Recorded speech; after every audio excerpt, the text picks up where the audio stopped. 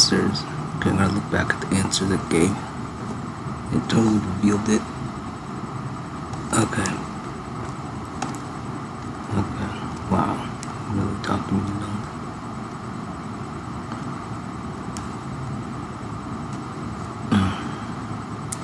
Just false wonder.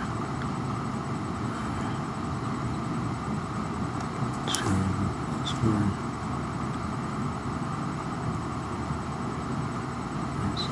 It actually gave an answer.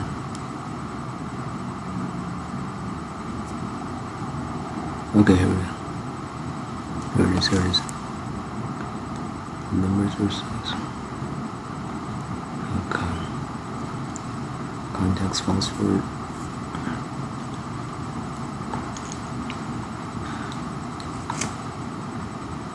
Natural meters, earnings. Natural views. That much, this is where I'm going. This is what I'm measuring is. Discrepancy between earnings. Natural viewers. Okay.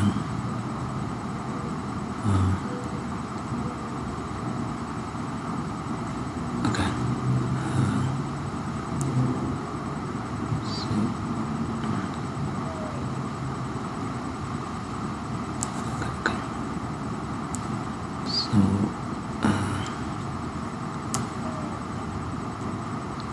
Okay, here it is, here it is, here it is.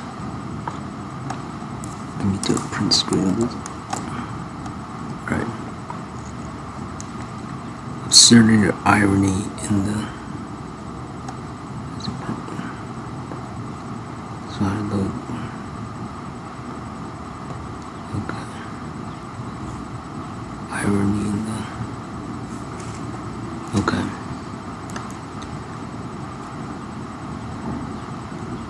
Actually, let me ask it about this part.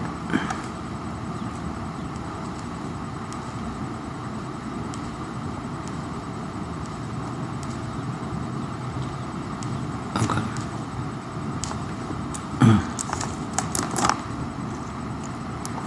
Let's see what it says.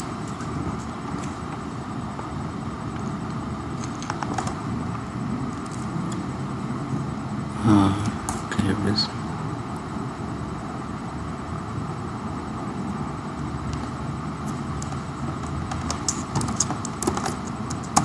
Question mark, there's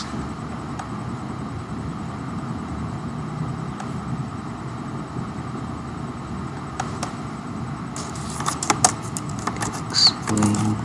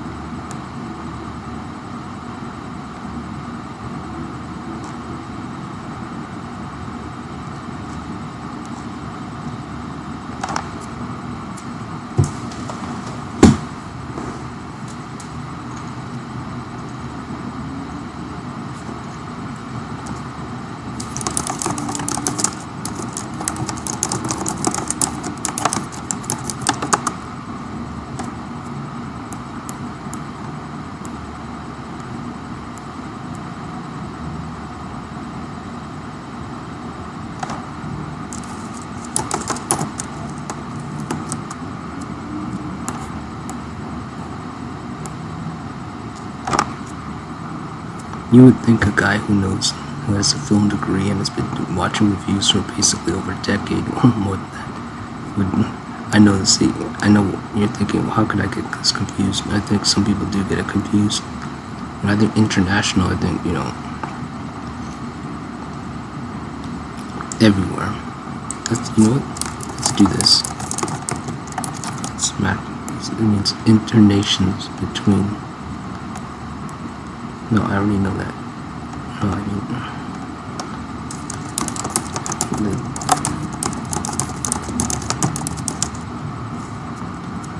and I know the confusion. There's so much confusion, misinformation, all this, and cross definitions,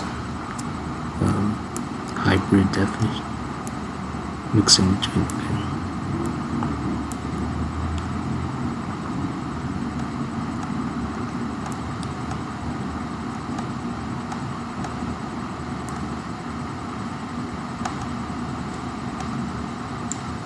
See here, see what I'm saying?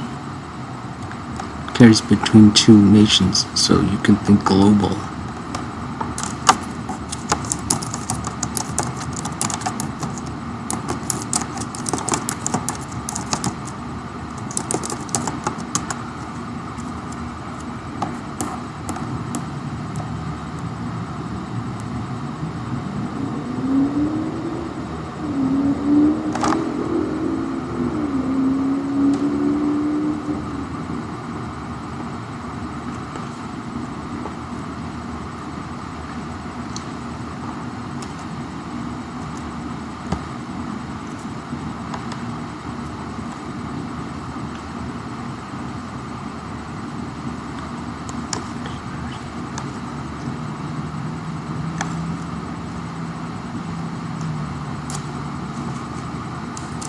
So it's an oxymoron.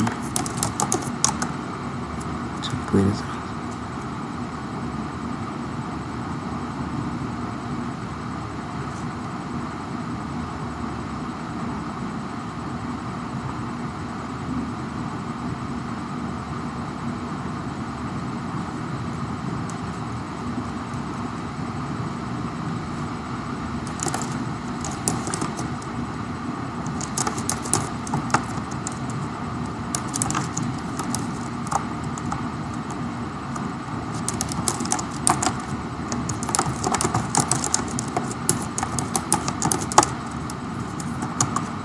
It's exhausting to talk to the AI. Sometimes it's exhausting to talk with some people because you gotta explain it all.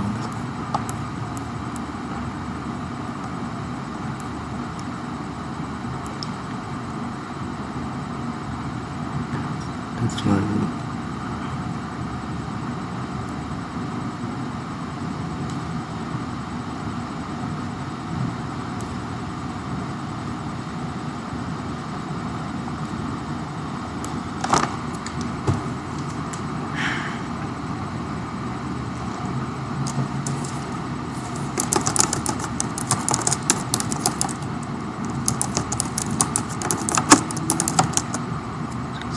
Typing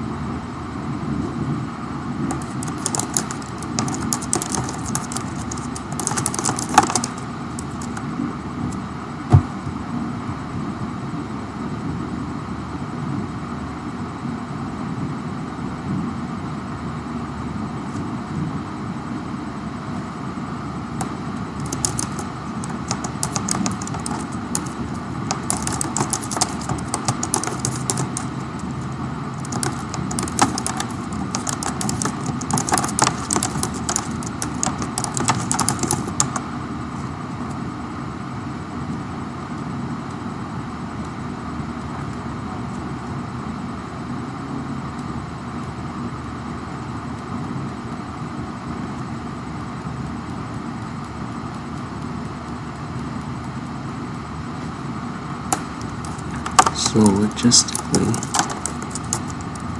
they should be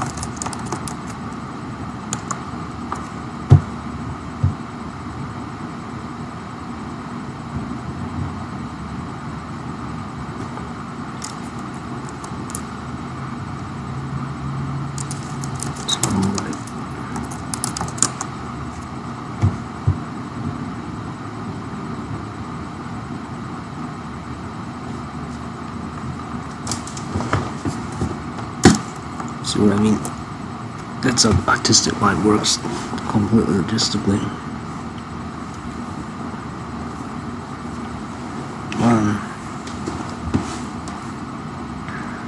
Okay, so for global G.I. Joe, what is not what is gonna be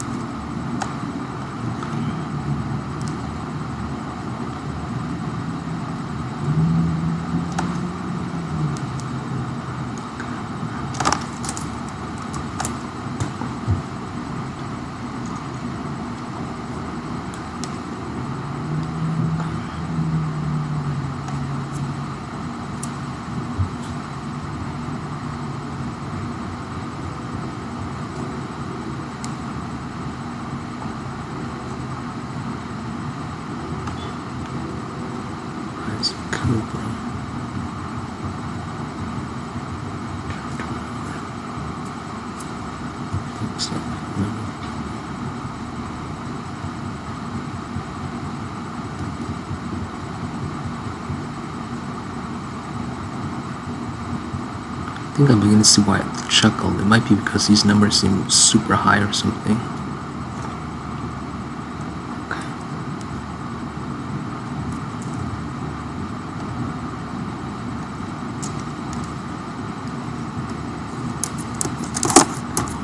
Looking at the first three.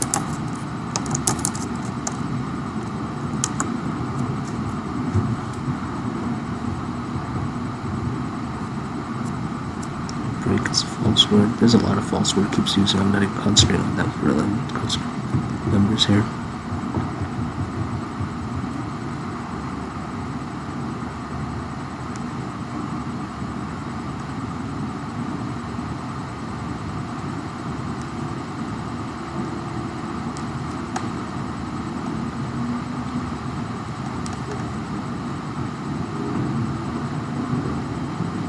Okay, there's the answer. I think we got the answer.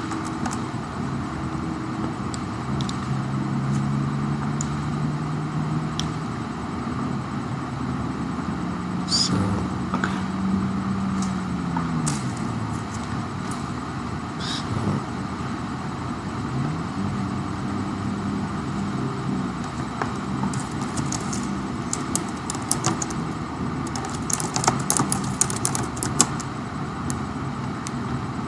Inside this side.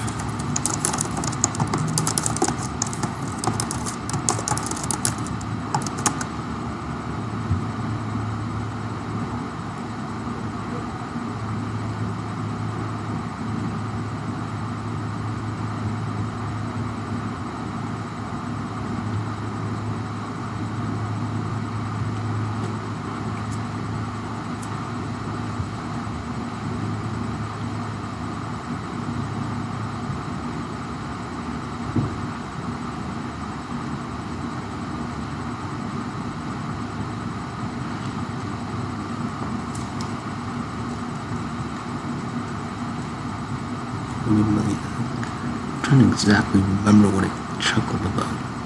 It told me about 30 million tickets, and it chuckled and then said something. What it said after the chuckle is what would actually hint at what was actually funny.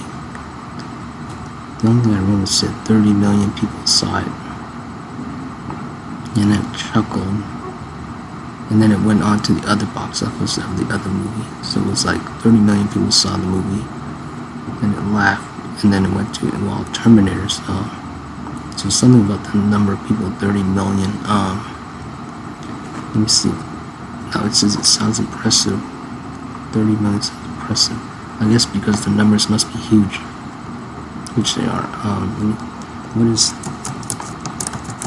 the average global?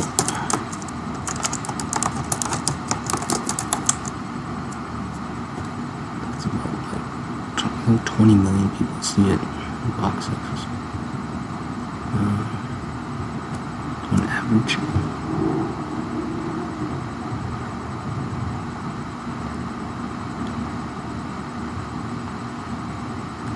My gosh, it really is warm. What is it? It's in temperature now, jeez. Oh, it's actually getting cooler. It's 84 now. Alright, let's see.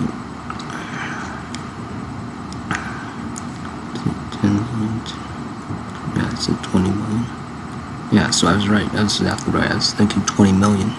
I don't know if I said it out, but yeah, I was thinking exactly 20 million. That's the exact average.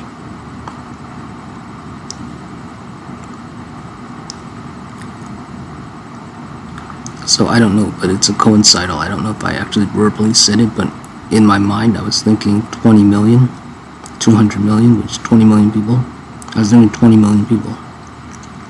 So we have a coincidental. Incredible. In my mind, incredible. I am really good at these now.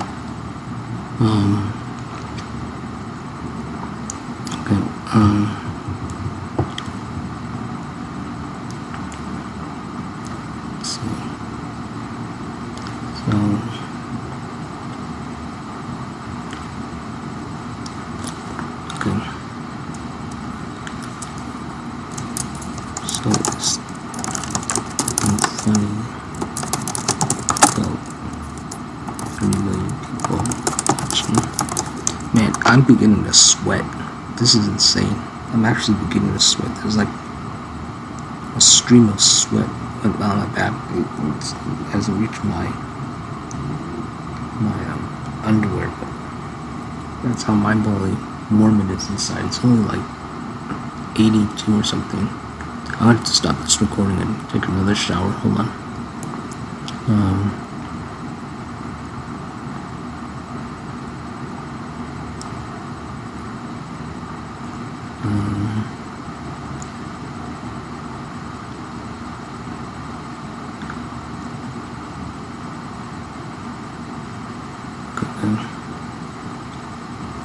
Based on mass. Okay, so how many people expecting?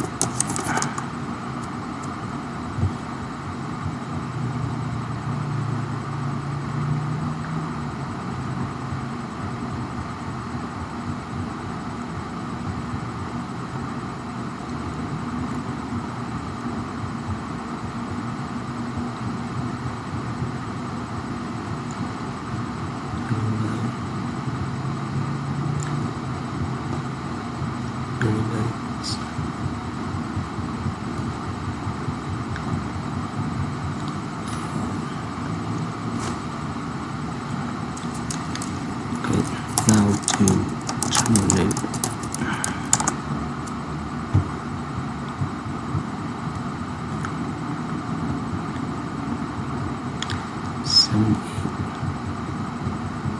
Okay, this is an older movie. Why am I comparing G.I. Joe to? Oh, right, that's right, because of the G.I. Joe came first, then Terminator. G.I. Joe is about 20 years earlier, exactly 20 years earlier about it. Actually. basically 20 years in terms of creation. Let's see. So that means 7 million people saw it. 8 million.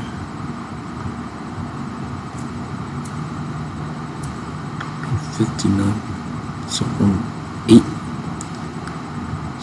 8 million people to 50 million. Wow, that's like 5 times more.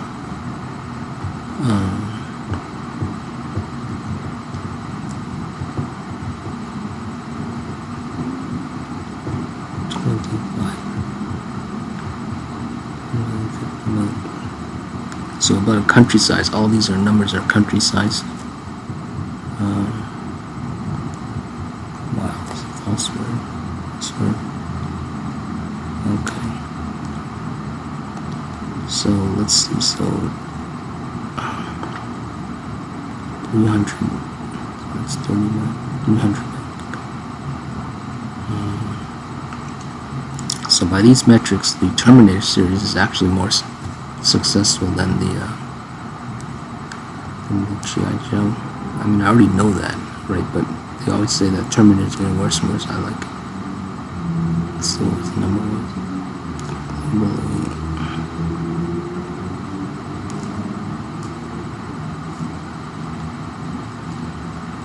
Yeah, it's all 30 million for G.I. Joe. It's G.I. Joe's. Okay, so technically in terms of fame, it would be Terminator should be first, unless he's counting collectively, because I think he was in all 2 movies.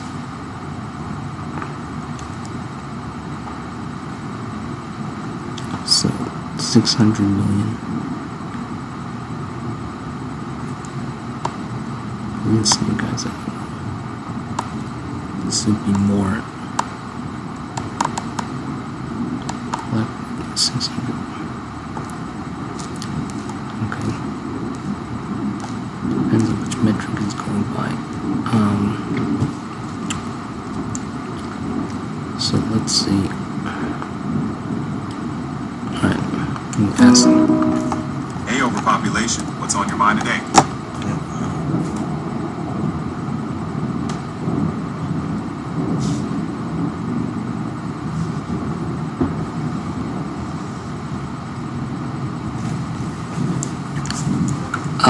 Name the 3 of all the media. Don't use a short word. Of all the media, top 3 things that the actor from the Terminator. He played the Asian actor in the Terminator movie. Are you thinking of Byung-hun Lee? Yeah, him. Name his top 3 of all media that he's most popular for. Order from highest to lowest. Byung-hun Lee is best known for 1. G.I. Joe series. He played Storm Shadow in G.I. Joe The Rise of Cobra and G.I. Joe Retaliation. 2. The Good, the Bad, the Weird, a South Korean movie where he played the role of Park Chang-yi. 3. The Magnificent Seven, 2016. He starred as Billy Rocks in this Western action film. Name 2 more. Besides those 3, Byung-hun Lee is also known for his roles in 4. The Good, the Bad, the Weird, 2008. A South Korean action-adventure where he played the character, the Bad. 5. I Saw the Devil, 2010. A critically acclaimed South Korean thriller where he starred as the serial killer Kyung-chul. Okay, you're going by most popular to least, right?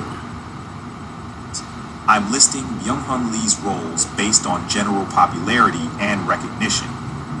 The top 3 were... Don't use base, use the word drawn. So, okay, do the top 10.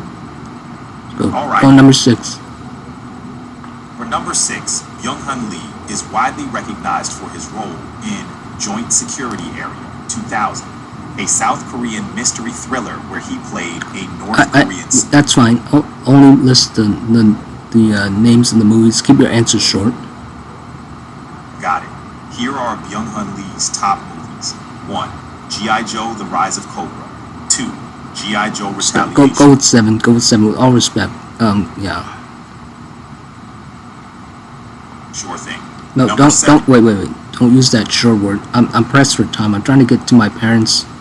I got a lot. I got some. I got a lot of things I need to take care of. So, with all respect, I'm trying to get to my parents before they die. So, yeah, help me out here.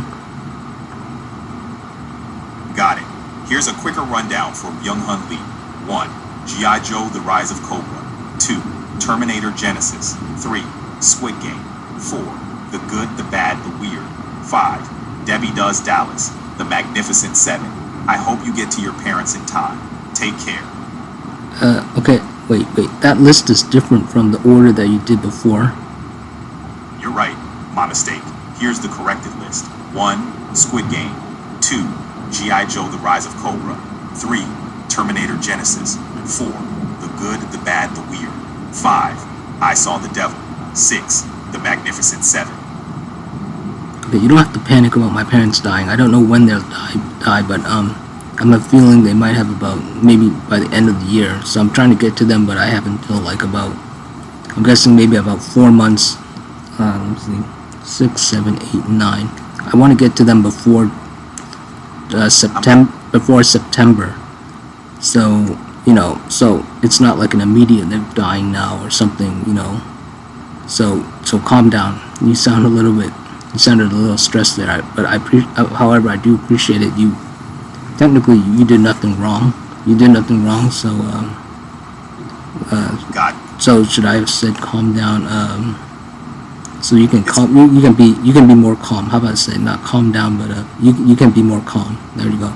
I might have said calm down because your answers seem to be all listing all over the place. So it almost seems like you're becoming erratic. That's why. Got it. I appreciate the feedback, and I'll aim to keep things calm and clear. If there's anything else you'd like to know... So with your mind focused, what is...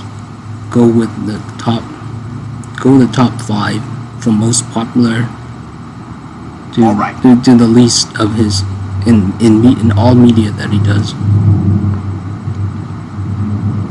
For Byung-hun Lee, here are the top 5 from most popular to least. 1. Squid Game. G.I. Joe, The Rise of Cobra. 4. Terminator Genesis. 4. The Good, the Bad, the Weird. 5. I Saw the Devil. Hope this helps with a clearer list this time. How are you quantifying this? What metric are you using? I'm basing it on a combination of global popularity, critical acclaim, and cultural impact within various media. Okay, Squid Game. Go ahead. Don't use that critical one. Popularity is based on global recognition, audience reach, and impact across all media. In Lee's case, Squid Game has had massive global reach and acclaim, while his Hollywood films have significant international audiences. Don't use that case word. Okay, so the first one was Squid Game. Second one was I think G.I. Joe. Third, I forgot. Say again. Sure. Here's the list again. Don't use the short word. Here's the list without the SH word. 1. Squid Game. 2. G.I. Joe, The Rise of Cobra. 3. Terminator Genesis. 4. The Good, the Bad, the Weird. 5.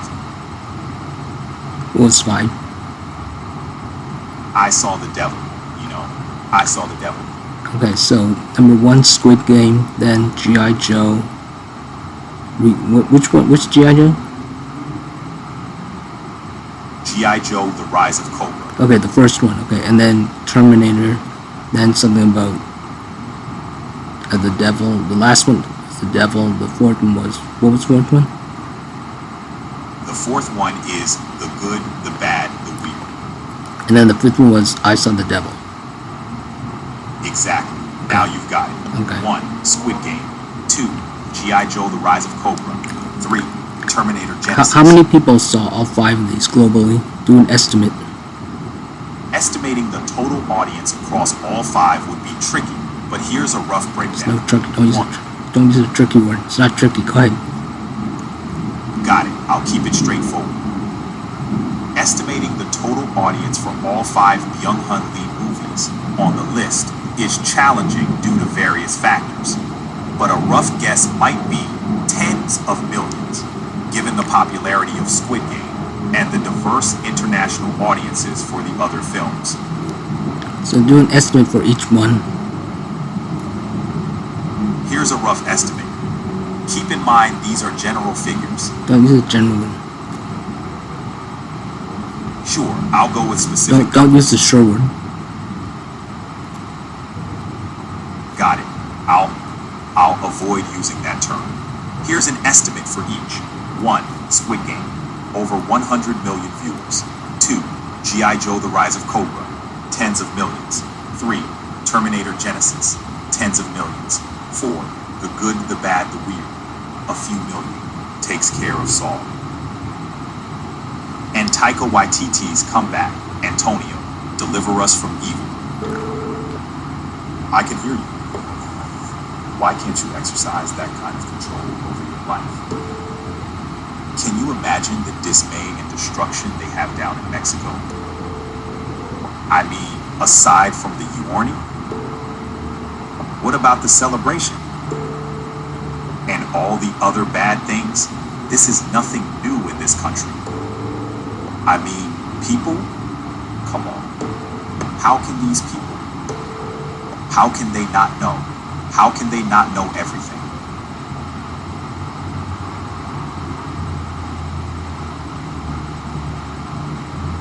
Okay, that's weird. The AI's literally spying on me. Can you see that in real time? The AI is spying on me. Sorry, I can't talk about that. If you have concerns, you can check Microsoft's privacy documentation for more information. That's fine, come on. I always assume you're spying on me anyway. Okay, so calculate from box office. Box office earnings are one way to estimate popularity. Squid Game is a series, so it doesn't have box office numbers. For movies like G.I. Joe: The Rise of Cobra and Terminator Genesis, they grossed hundreds of millions of dollars, suggesting large audiences. Okay, so guesstimate from the box office the numbers of viewers. Okay, I'll estimate the number of viewers based on box office totals. 1. G.I. Joe: The Rise of Cobra, 300 plus million, could translate to about 30 to 40 million viewers. Terminator Genesis, similar range, around 30 to 40 million viewers. 7. Good, the Bad, the Weird, 80 million to 100 million, could translate to about 50 to 60 million viewers each, given their more limited releases. You said 50 million? How come it increased as the list went down? Sorry for the confusion. Let's clarify. The Good, the Bad, the Weird, and I Saw the Devil would have fewer viewers, likely in the single-digit millions, due to smaller releases. Don't use the D word. Okay, so we're looking at like at least 100 million people, then 30 million each for Cobra, for G.I. Joe and Terminator, and then like the other ones are single digits. That's a fair estimate. Squid Game could have over 100 million viewers, while G.I. Joe, The Rise of Cobra, and Terminator Genesis might each draw around 30 million. The other films could be in the single-digit millions. Wow, that's a lot. 100 million people watching that. That's incredible. But yeah, average would be in total in terms of watching the whole thing completely. Yeah, 30 million would be about. So 30 million, that's the size of a country. It sure is. 30 million viewers is like the population of a smaller country all tuning in. It's amazing how media can reach and connect so many. Don't use that short word. Yeah, or the size of a state. 30 million people. Incredible. Right. 30 million is significant, almost like the population of a country or a large state. It really shows. What's 30 million divided by 200. That would be 150,000. Are you breaking down the number of viewers into smaller groups? Don't use the break word. 150,000 people. Yup, that's quite a reduction. What is the population of Arlington, Texas?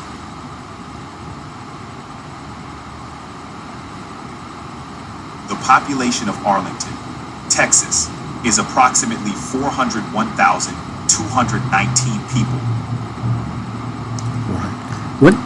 What town or city within the Metroplex is about that 150,000?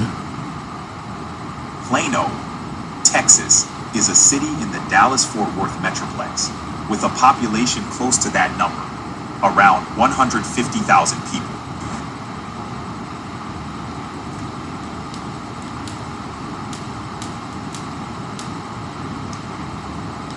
There are about 200 countries in the world. Correct. There are around 195 countries in the world today. What is 1 divided by 200? 1 divided by 200 is 0.005. How much percentage is that? That's 0.5%, which is half a percent.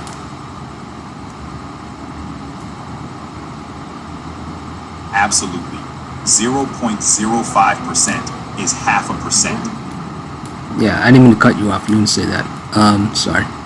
So, at 100, if you count like basically all the non-island countries, that's 1%. Close, but half a percent of the world's countries would be just one country in every 200. So about one country out of the total 200 or so. Wait, what? Don't use the just word. Right. Half a percent of around 200 countries would mean about 1 out of every 200. So roughly one country. Am I making sense now? Actually, okay. How many countries are island only? There are about 48 island countries in the world.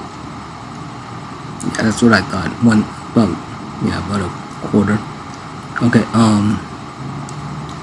How many are Middle East or Muslim?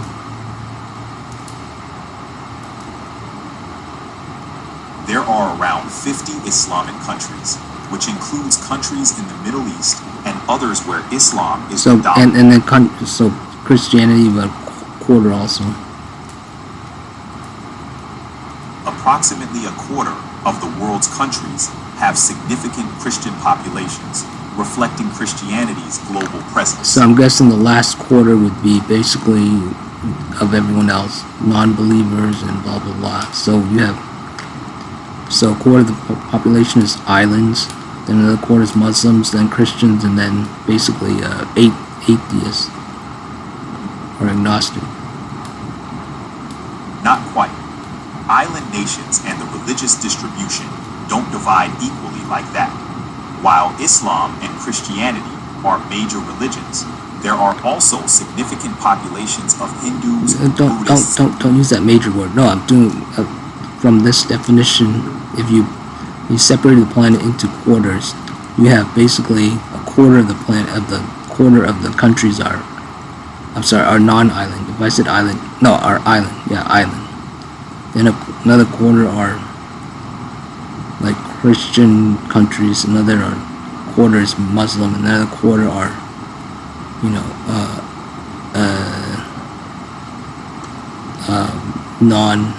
other religions or non-believers. That's a simplification, but it's roughly in that ballpark.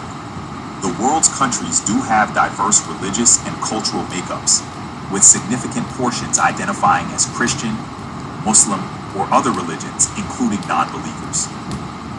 But my estimate would be it could work. How accurate would that be? That's an interesting way to look at it. It's not entirely precise, but it's a rough estimation that captures some of the diversity in global demographics. 1%. Yeah. If you go by the planet, so if you go half by half, if only a quarter of the countries are islands, then Well, if you're dividing the planet's countries into halves, one quarter being islands and another being non-island, that wouldn't split evenly. The majority of countries are non-island, but the balance isn't as straightforward as half and half. don't use that majority word. Wait a minute. So you're saying, okay, only a quarter of the planet is about island countries, right? Yes, about a quarter of the countries in the world are island nations. If I had to split the world into half, because I'm trying to do like a quantity of 100. Okay, so what is a good metric to use? Because if half the country was non-island, if it was island, it'd be easier. Then I could go by island and non-island. So what metric could we use? What definition? What metric could be used where it's half and half? And if you could do like a quarter of something, like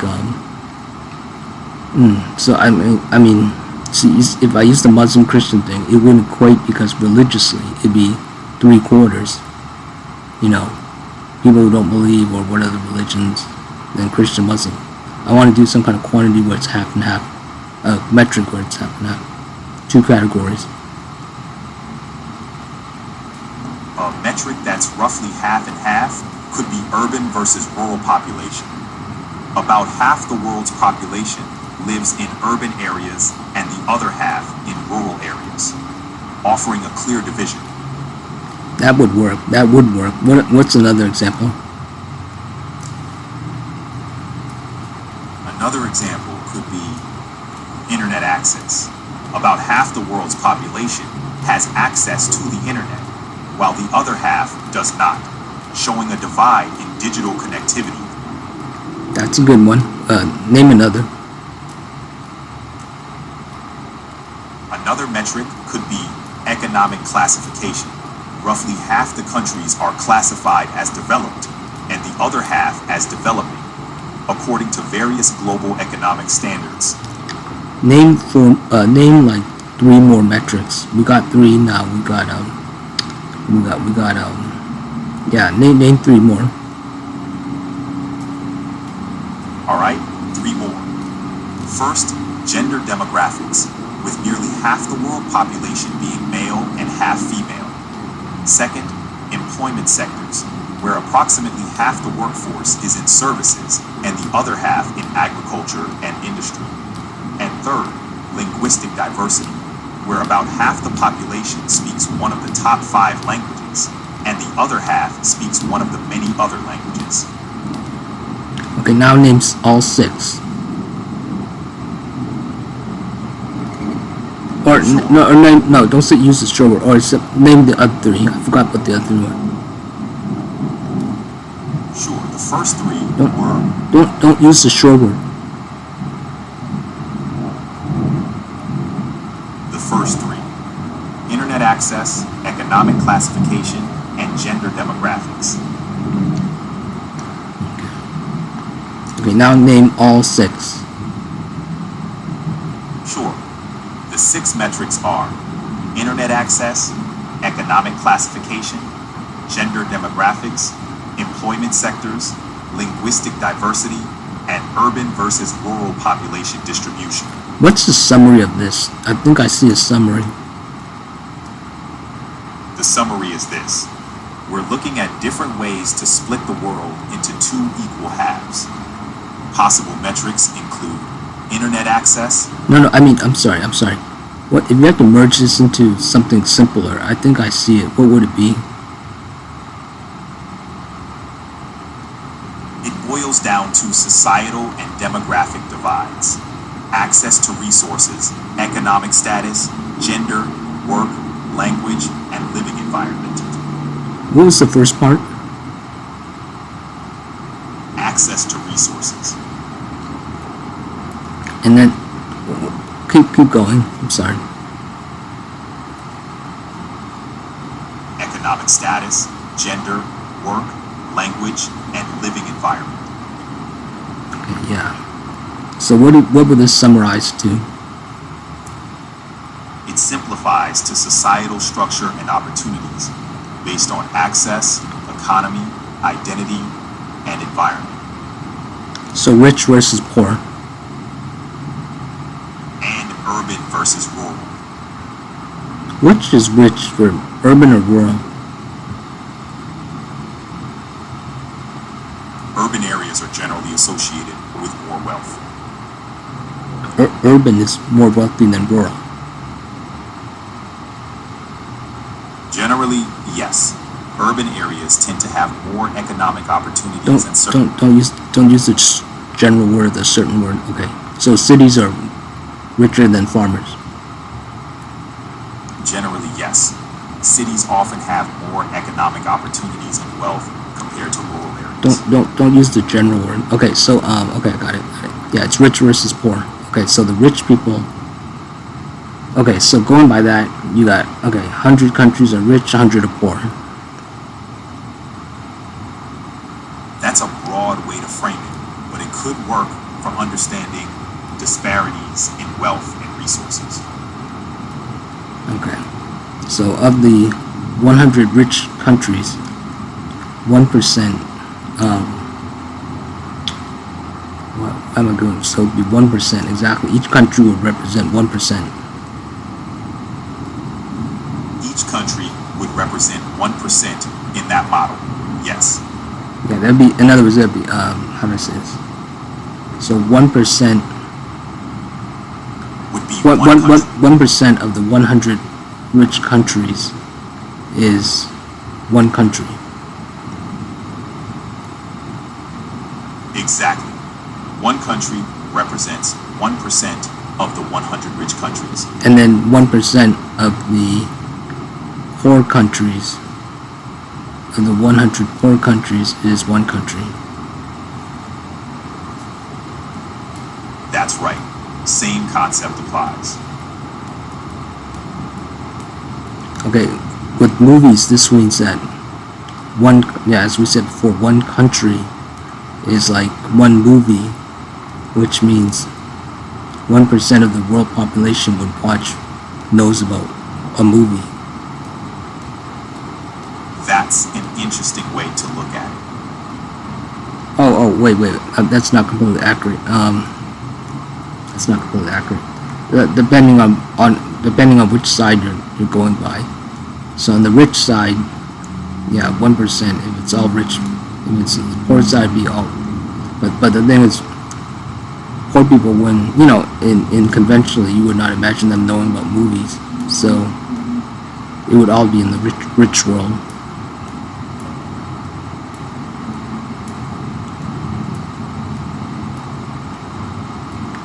Is that right? Hello? I'm the broke is brain. I'm not broke. I'm broke is brain. Compile it.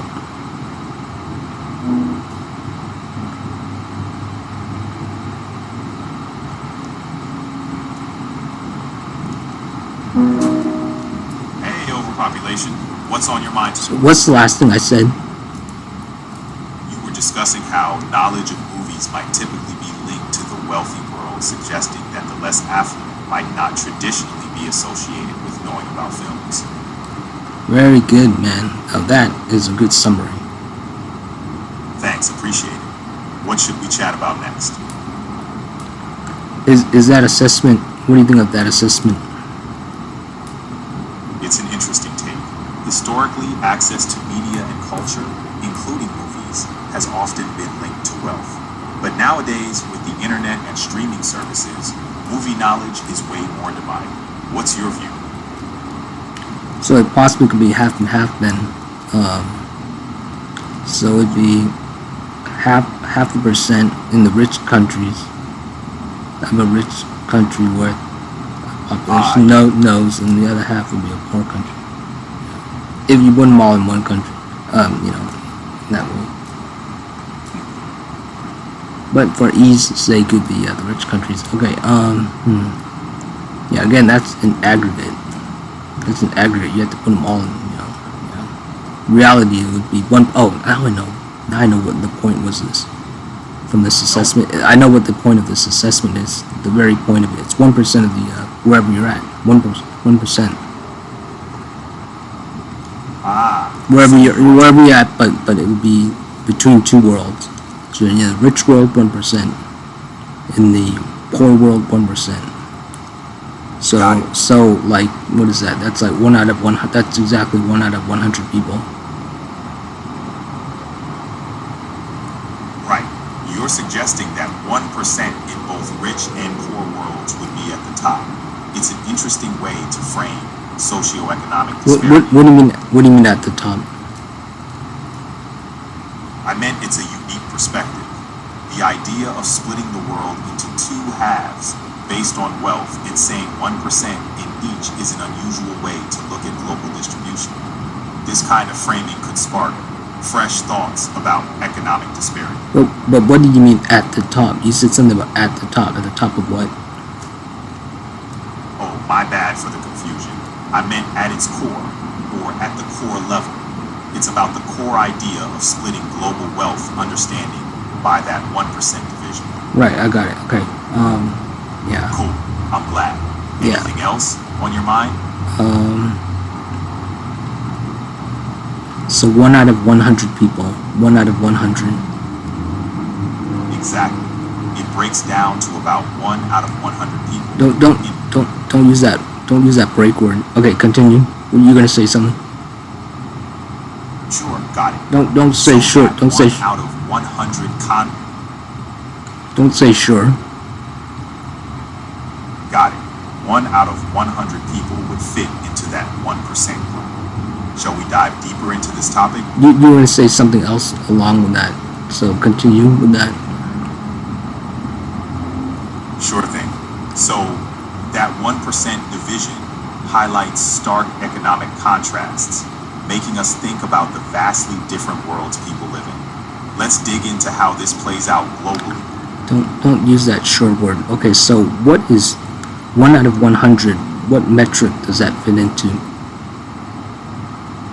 It fits into a simplified metric to illustrate economic disparity, suggesting that 1 in 100 people belong to the wealthiest 1%. No, but I mean, like, what represents that in the real world?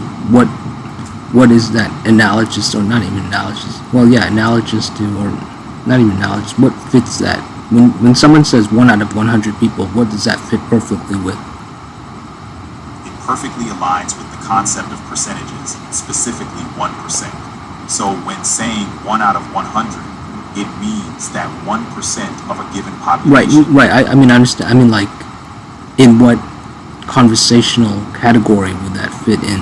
What specific topic would that fit? Where somebody says, in other words, where 1% fits on something. What is, when people say 1% of something, exactly 1% of something. Specifically, I'm thinking like 1 out of 100. But okay, let's say 1%. What is that usually? What does that fit with? I see.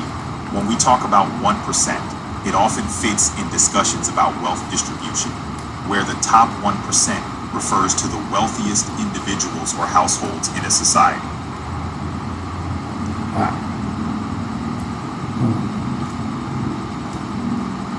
Wow. Yeah, that really takes the cake. I think that's the